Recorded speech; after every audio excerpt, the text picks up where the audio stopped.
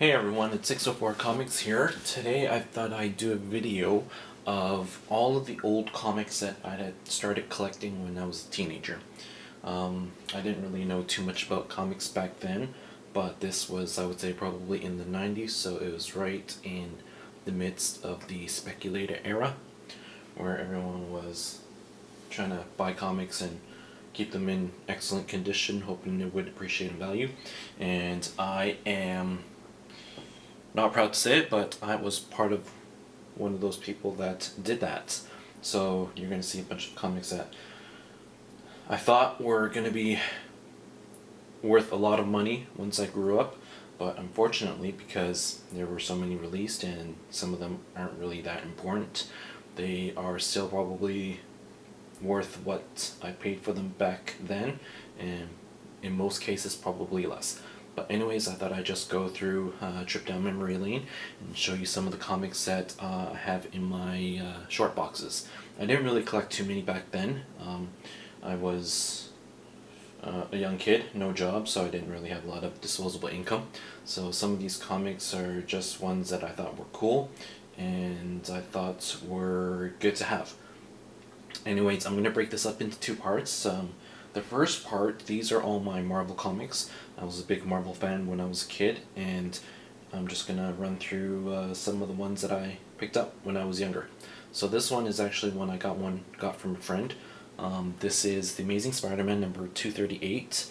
I think I did some research on this one just recently, and I believe this is the first appearance of, I think that's Hobgoblin. It's in pretty terrible condition. If this was in mint condition, I think it's probably worth like $25 or something, but obviously it's pretty bad. There's a tattoo that's supposed to be included, but it's not. I got this one from a friend who was purging all of his old stuff. So there is that one, 238, Amazing Spider-Man. I also picked up number Amazing Spider-Man 333. There you see Venom on the cover. For most of these comics, I can't remember why or when I picked them up, but we're just going to go through and see what I have. This one is Marvel Super Action, starring the Avengers, and this is number 15. I think I probably got this one from a friend as well. It's in pretty bad condition. New Mutants number 2, again, got this from a friend who was cleaning out, and again, bad condition, but it's not as bad as the Avengers. You can see all the creases and all the folds, so that's pretty bad, but this one's alright. And this one, Web of Spider-Man, number 52. So those are some of the older ones that I got. Put that away, and then here are some different ones. I don't know where I got these ones, but these are some mini comics. I think these ones are like the ones that we gave away for Halloween treats. But there you see Marvel Comics Spider-Man. I've got 4 of those, and Marvel Comics X-Men, and I've got 4 of those. I thought I had Fantastic Four too, if that ever came up, but I don't know where that is. So there's that. Now here are some miscellaneous issues that I have here. I'm gonna stack them here so you can see it. So here again, I think I was just picking up based on characters. Big Spider-Man, Wolverine fan, X-Men fan back then. So I picked up the Amazing Spider-Man Annual from 1991. This is part 1 of the Vibranium Vendetta. So I also picked up part 2. This is Spectacular Spider-Man Annual from 91, and Web of Spider-Man Annual from 91, and which is the conclusion. And there we see Ultron and Black Panther, Iron Man.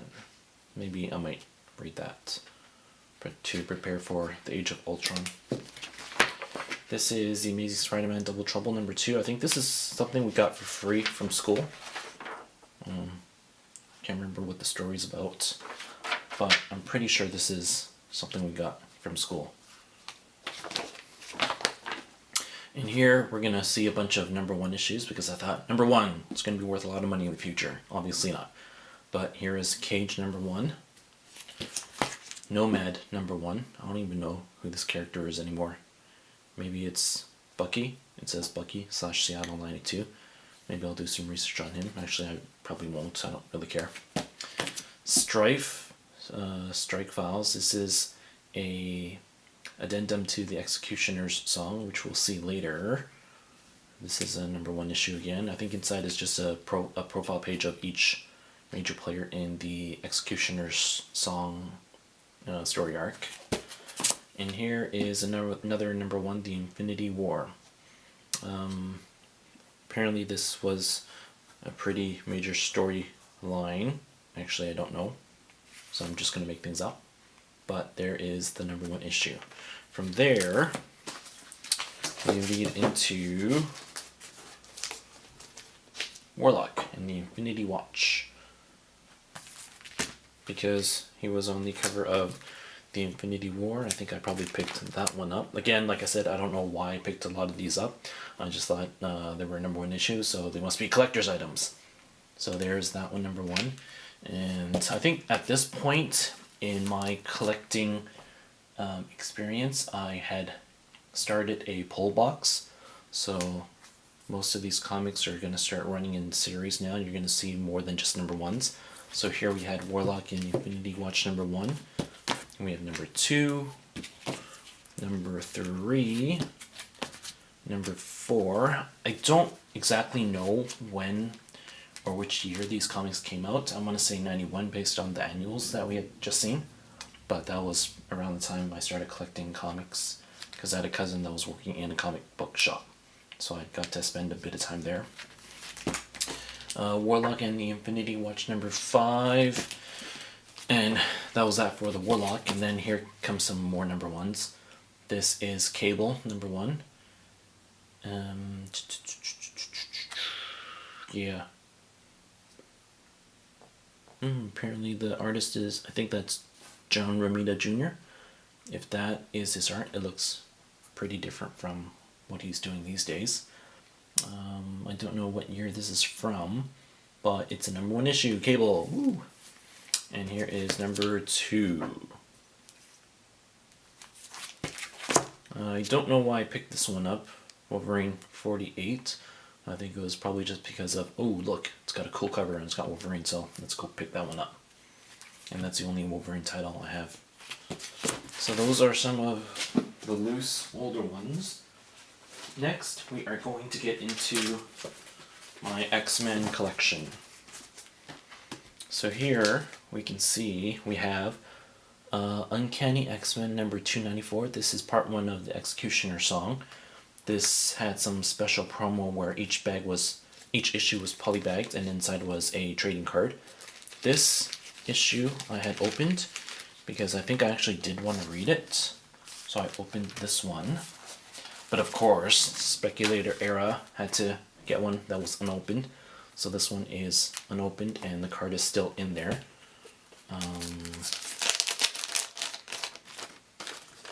Let's see. The card for this one is Xavier. So that one is still wrapped up in pretty good condition. Maybe in 100 years it'll be worth something. But I won't be around that long, so who cares?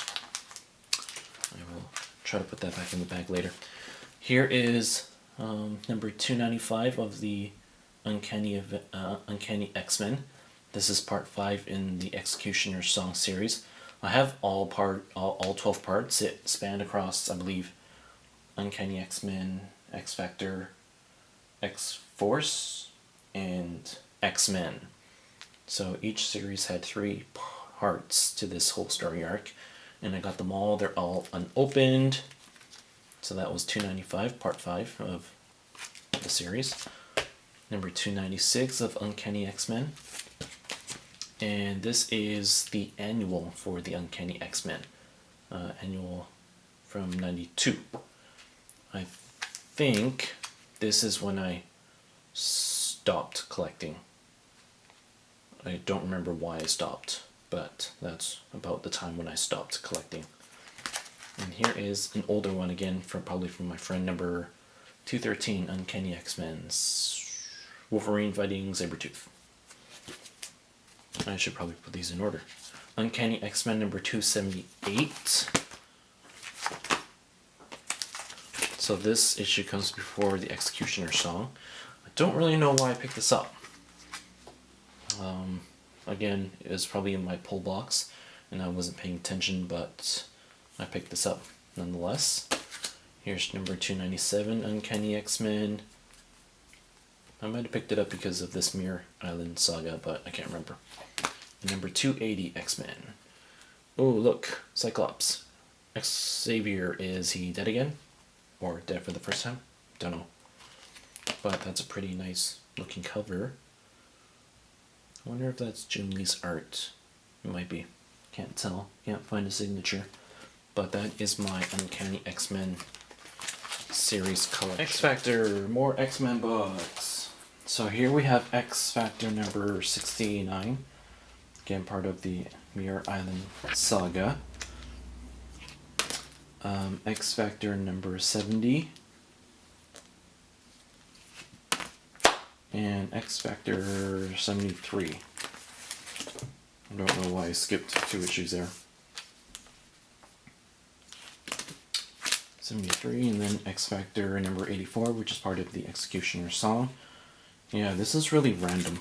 If I was doing a pull list box from the comic store, I probably should have sequential issues, but looks like there's gaps. But anyway, there's X-Factor number 84, X-Factor number 85, and X-Factor number 86. Okay, next we have some of the comics by one of the greatest artists of all time, Rob Liefeld. Not really. But this is X-Force number 1. Again, number 1 issue, polybagged, came with a collector's card. Have not opened it because it's going to be worth $1 million in a few years. So there's X-Force number 1. Obviously I had to have more than just 1 copy, so there's another bagged one. I had to read one, so I bought a third one, opened that up. There's number 1 opened. There's number 2. Just going to fly through all these ones because there's nothing special about them. Number 3. This is number 4. Shoot. This is number 4. This is a crossover issue with Spider-Man. It's number 5. Number 6. Number 7. Number 8. Number 9.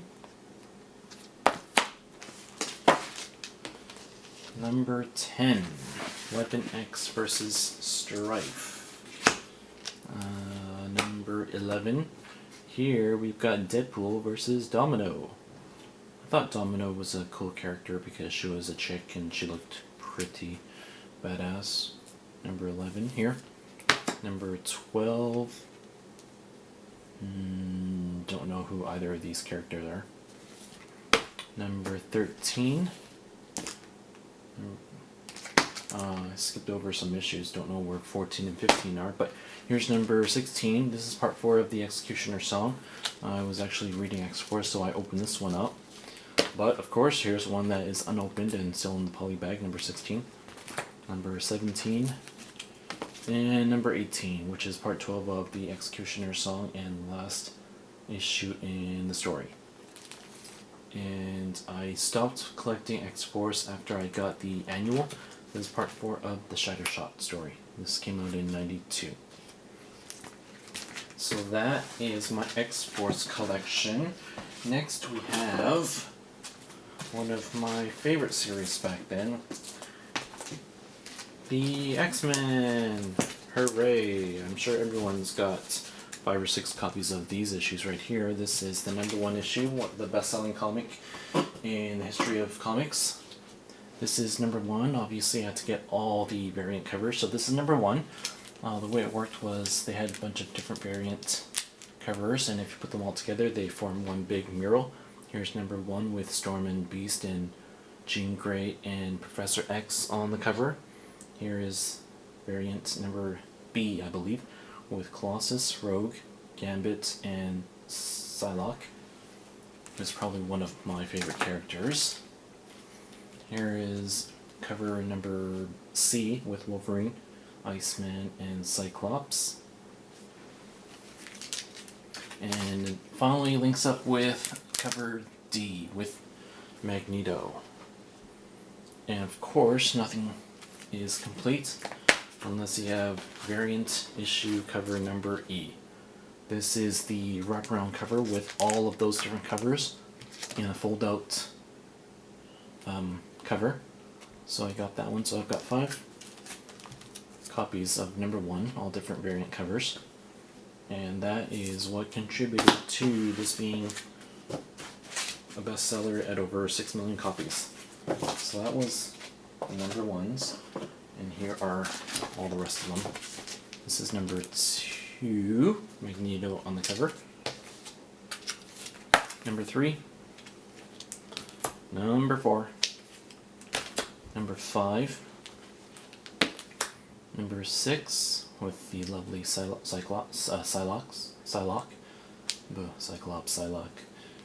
Number 7, number 8, Bishop. Number 9, Wolverine vs. Ghost Rider. Number 10, Longshot. I haven't heard of this character recently, so I don't know what's up with him anymore. Maybe he's dead. Number 11, I thought this was a pretty cool cover. It's got Wolverine and the rest of the X-Men, and Jim Lee did a pretty good job on this cover.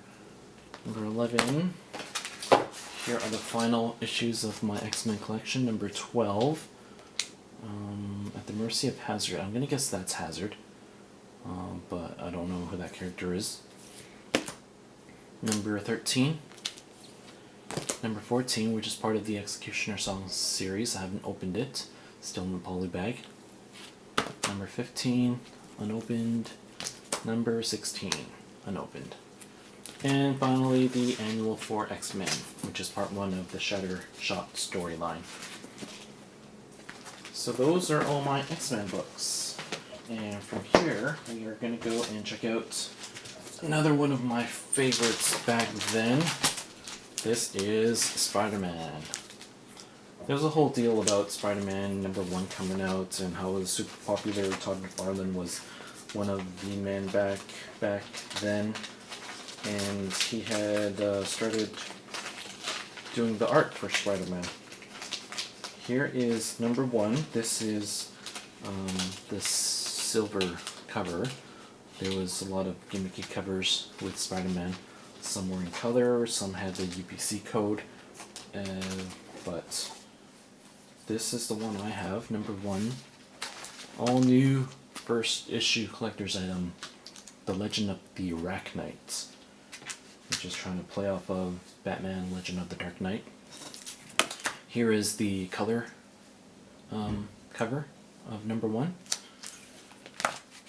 And I'm just going to fly through number 2, number 3, number 4, 5, 6, 7, 8. Start of Perception storyline where Spider-Man teams up with Wolverine. Here is number 9, number 10, 11, 12. And here is number 13, where it's a variant of the issue number 1 cover, but this time Spider-Man's in his black symbiote costume. Number 14, 15. This is a crossover with X-Force, Spider-Man number 16. It's a special sideways issue. I think you read it like this. So 17, Spider-Man versus Thanos. Number 18 with Ghost Rider. Number 19 with the Hulk. Number 20 with, I think that's Solo, according to the little blurb there. Don't know who that is. Number 21, Deathlock. Number 22. Number 23. The conclusion of the Revenge of the Sinister Six storyline. Number 24. Number 25. Spider Phoenix. missing number 26, so I jump straight to number 27. Number 28. And that is the last issue of my Spider-Man series. I guess when I stopped collecting. And here is a special one-shot Spider-Man versus Wolverine. Well, I guess the good people at Marvel thought, well, let's put two of our most popular characters ever together in battle and sell millions of these bad boys. And I lapped it up like a lemming. So that is my Spider-Man collection. And finally, we are going to go and check out the last portion of my Marvel collection. And this is Ultimate X-Men. So, X-Men, again, big fan of X-Men, so I had to pick up anything that had X-Men in the title. I didn't know it at the time, but Ultimate X-Men is part of the Marvel Ultimate Universe. I didn't know that, so when I was reading through this, number 1, number 2, number 3, number 4, we can see a young Jean Grey on this cover. And since I didn't know it was a completely different universe and it wasn't tied into the regular stories in the 616 universe, I just thought it was a story of when they were younger before they joined the X-Men. So obviously I didn't know very much about comics back then, but I thought the series was cool. It's a different take. It wasn't the same old. So there's number 4. Number 5. Number 6. Oops. Number 7. I think this introduced Nightcrawler. Number 8's missing, so there goes number 9. Number 10. And finally, number 11. So there you have it. That is my Marvel collection. I hope you guys have enjoyed what you've seen and you haven't fallen asleep because I've bored you half to death. I'm going to follow this up with part 2, which will show some of the DC comics that I have, some of the Image ones, and a big collection of characters that I really loved when I was younger. But I'm not going to tell you what that is. You're going to have to watch part 2. Leave some comments. Let me know what you think, what got you into collecting comics, and some of the first comics that you have owned. This is 604 Comics. Thanks for watching, and I'll see you guys in part 2. Thanks.